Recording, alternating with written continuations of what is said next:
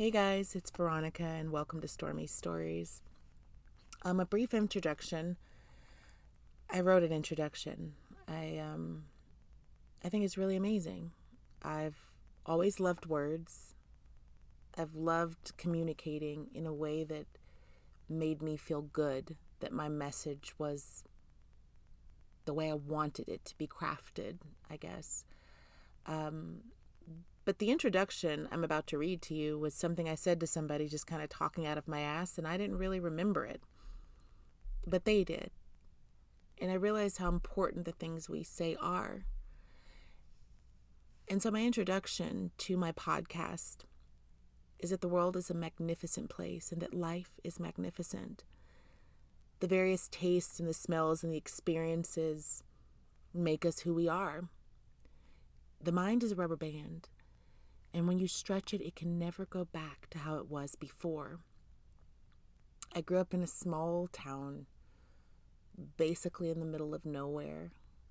And one day, eventually, I'll talk about that and that life. But life, it's like a trigger and you have to pull it. And I didn't remember saying those words, except I do remember saying them because I've always felt that way and thought that way. Stormy Stories podcast is a way for me to explore the themes of motherhood and imperfection and the realities of my very dysfunctional, yet I guess chic life. There's always going to be triumphs. There's going to be failures. I care about politics, ethics, so many different things. I've had my share of heartbreaks. I've had more than my share of grief. And everything in the conversations that I'm going to share with you are about trying to simply find peace and love within. This is my story. These are my stories. And so I would hope that as you casually listen on your drive to work or after you put your children to bed, or maybe because you just stumbled upon this, you stick around for a few minutes or maybe a few episodes, because my granny said something to me once that I'll never forget. She said, "When you finally get wise, child, it's time to die." And I think maybe if we listen to others, not for the sake of glorifying them, but just so we learn from what they've already been through, maybe we can escape some of the same things that have happened to them. So thanks for listening, and I'm just going to get into it because honestly I have no fucking clue what I'm doing. But I appreciate you. Welcome. So I guess to start this journey, I would have to tell you more about myself. These are my stories after all. So I'll start kind of at the beginning, but keep it short. I was born in Oklahoma to young parents. Literally, it kind of sounds like a movie, but my mom had just moved from Europe and walked out of a cornfield, and my father saw her. And really, the rest is history. I'm one of 6 children. I basically grew up on a dirt road in Oklahoma. My grandparents were literally the sweetest, most perfect people I ever knew in my whole life. They were a safety net I think that every child deserves. And my parents were probably the most crazy people I've ever met in my life, but they shaped me. I had a really good friend tell me I need to start a podcast or go to therapy, so I thought this was more affordable because I have an iMac. But honestly, my life has been anything but typical. I had my daughter when I was 16 years old, and I thought my life was wrecked. I got told a lot, your life's over. You fucked up so bad it's not salvageable. And I guess I was too stupid to believe anybody. And I went away to college and I took her with me. And I think she did more raising on me than me on her the first few years. But I knew I was off that dirt road, and I knew I was out of that tiny town. And that's all I ever wanted. And maybe life was supposed to be this way or that way, but it's just constantly surprised me. But I think everyone's life is like that. I think everybody's life is kind of like a movie if you just listen long enough. So, like, in later episodes, I'll go back to Spiro, that little town in the middle of nowhere in Oklahoma. But right now, like, let's just stick a pin in that. I can tell you some shit about Spiro, but not right now. But, yeah, I went off to college and I took my daughter. My mom was like, that's your baby. And honestly, that tough love was so good for me. So there I was in college. I have to say college was like one of the most amazing experiences. I really didn't realize it at the time, but like as I aged and I looked back at that time in my life, it was incredible. I went to school with people that are still my lifelong friends, even though sometimes it took us years to recognize that and reconnect. My first time on a plane was going to pin relays. I had more than I ever had, and I still had nothing, but I didn't even see it because I was so happy. Those are some of the happiest years of my life. And I was wrapping up college, and yeah, I had another kid, and he is the love of my life, but it cost me my track and field career. And right when college was ending, and I felt like I had everything figured out, my mom died. And I thought, okay, I spent my senior year taking care of my baby brother in his senior year of high school, but I was a senior in college. And so my senior year wasn't me thinking about matriculation and what I'm going to do when I walk that stage after getting this college degree that a lot of people said I didn't deserve, and other people were shocked that I was, I guess, accomplishing. I drove home almost every weekend for a year. I helped my mom die. I did all the things that a mother does for a son in their senior year of high school because my mom couldn't get out of bed anymore. And it wasn't just a normal kid. All kids are special, but my brother was literally the golden child. Like, he was the valedictorian. He was the captain of pretty much every sports team. He was the captain of every club. And I had to go guide him through not just graduating high school and choosing a college, but helping a 17-year-old kid say goodbye to his mother. I couldn't even focus on I was losing her too. And Mom died in February, right before my birthday, my senior year of college. And by the time I walked the stage in May, the night after my brother graduated high school, I kind of realized how alone I was because this structure, this routine with my now 2 children was gone. And like, there's no more class and practice and same exact friends. College is over. You're done. What are you going to do now? And there is no going home because home doesn't really exist anymore. And then there was this kid that now, the night before I was a real adult, was kind of an adult, and he wanted to go to college and he needed help. And so I just had totally different things on my plate, I guess, than most kids the day they graduate college. And I guess I was still finding my way and trying to help him move into his dorm while taking care of my 2 kids and now working 2 jobs to help him figure out how to pay for school. And then Dad died.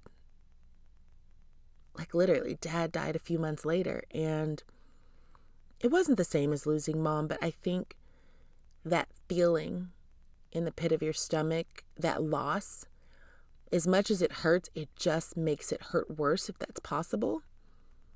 So in a matter of a few months, I went from a senior in college that, despite all the odds, that like I had figured it out. I had found my place in this world.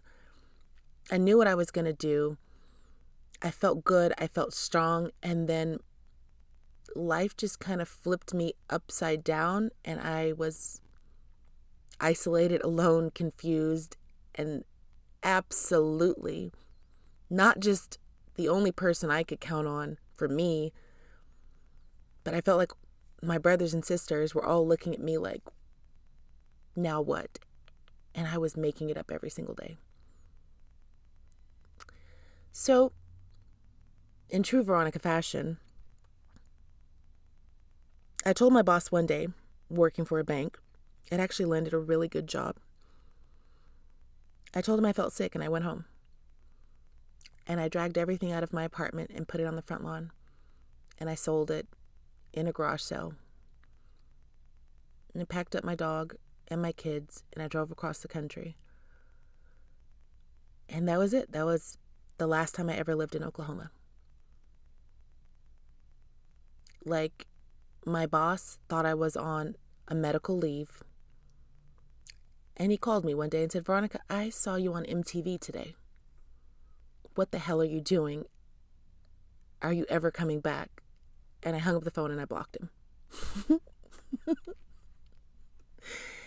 And that's how my modeling career started. I was walking down the street in Miami and someone said, hey, come here. And I was on TV in a few months. And I lived at a shitty apartment. But I was just trying to figure it out. I had no clue what I wanted to be. I had no clue what I was going to do long term. I had 2 young children. And I had brothers and sisters always needing guidance or help or money. And I didn't have any of those things. So you might ask yourself, like, okay, where are you going with this? Because if I jump forward in the story, from 21 when all that happened to 28, I became a millionaire. I didn't make my money the old-fashioned way.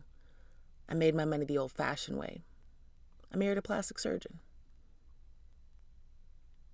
And I found myself, in a matter of months, living in Bel Air with more things and more stuff than I'd ever even seen in my life. I didn't even know how to have money. I still had the mindset of a young woman that everything was hard. Every dollar had to be counted.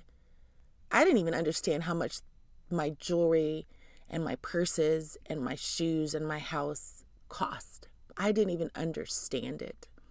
I didn't understand. I walked into an auditorium once and a lady started freaking out over my purse. It just took years to wrap my head around how different my life was, very quickly. And in those years, you're the same person, but you're not. And I left up purposely some of the videos on my YouTube channel. You can go back, you can look at them. Because there's some videos that I made like in 2016, 2017, so on. And I don't know that person. I don't particularly like her. When I say I was the same person, the same Veronica, I made it a point to absolutely do everything I could to take care of my family. My brothers, my sisters, my children.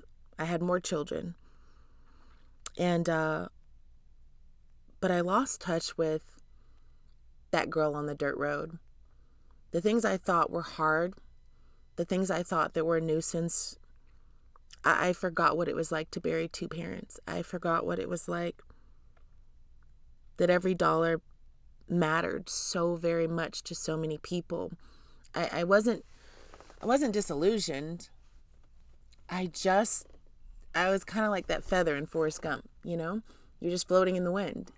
You think you're being a great person. You think that you're relatable. You think that your family can stomach you, but I don't know if they could, because since then, a lot of shit's happened in my family where I've been fucked over so many times and I go, maybe I deserve it.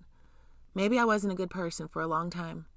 I thought because I paid rent and I paid bills and I fixed messes and gave money and gave the best Christmas gifts and always showed up when I said I would come. I thought it meant I was being a good sister. I was keeping the promises I made to my mother as she laid in bed dying when she asked me to take care of my brothers and sisters. But maybe Maybe I was just a cold, rich bitch that thought money was enough. And maybe that's why I think half my siblings don't fucking like me. Why they fuck me over every chance they get. And I don't say that in a way like I'm angry. I just think maybe we all have to take accountability wherever we can so that we can grow and so we can heal, because healing is really the only thing that matters in this life. I didn't cry. I didn't cry when my dad died. I don't think I ever really missed him. But when my mom died, it almost killed me. And one day in 2020, my phone rang at about 3 a.m. And it was a nurse. And she asked me if my name was Veronica, and I said, yeah. What is this? What's going on? And she just instantly started crying and like screaming. And she told me my sister had been in some sort of accident. And she told me she wasn't going to make it through the day, that whatever happened to her was not survivable. I remember that word, survivable. And that grief came back into my life.